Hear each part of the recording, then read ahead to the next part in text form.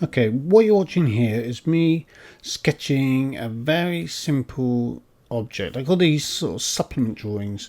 And what these are little ideas, little concepts of objects within your scene. Sometimes they're really, really important, especially if you want to see an object in a lot more detail, like the hut, for example. In the concept, we draw it in perspective and we don't know what's down the side of it, so it's good to draw it face on, side on, and so the modeler can get a good understanding of what is behind or in front of the object, rather than just what they see in the concept. Now this object, you can see I started off with a very light sketch. It's a very simple object. I do it very quickly. These things, it really doesn't matter what they look like. What you're trying to get across here is the idea of them. And I had the idea of these barrels that are on fire in the forest, which we do have.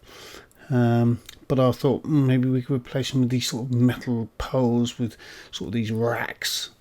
These metal framed racks with logs in them that are on fire instead, and we could place them all around the forest to give us a pop of colour around the forest. And they don't have to be very complex, very simplistic. Like I said, it's the idea that you're trying to get across, not the actual image itself. As long as you can see what it is and get the idea across in the little sketch, it's fine. And I'm going to show you some of the other ones I did for some of the other objects. Here's a few more of the images that I drew.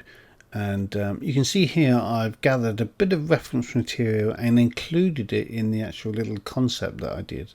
Just a few notes of what I think these elements should be, just for the 3D artist to sort of get an idea of what I was trying to do with that. That's kind of what it will look like in the concept, in the scene when it's finished, hammered into a log. And there it is on its own, and this is one we use when we do the 3D model. We bring this into 3D Studio Max and we use it in orthographic mode to get the shape of our axe, and they're really useful to do, actually, side on, front on views of objects for 3D artists. And that's the one you just saw me draw. We didn't use this, it was a bit scrappy. It wasn't a great idea. It was okay, actually. It was not a bad idea, but the concept was just not that great. So I used a barrel instead. And I did sort of several little hut designs, and I drew some huts with these little extra extension bits. I kept it simple in the end. Didn't want to overcomplicate it, just because. And there's another one, all these sort of struts and bits on the top. And the idea was he was going to have some sort of lookout tower or something like that, and but it's a lot to draw, it's a lot to model, it's a lot to include in the course. So I kept it fairly simple. And here's another one of these sort of diagrammatic sketches, a straight on look, and you can see there's nothing on the sides of the hut apart from the chimney, and that's really useful. And again, a picture of the hut with lots of reference material around it, just giving the 3D artist some ideas of the type of materials I was trying to convey in the concept. Really useful information.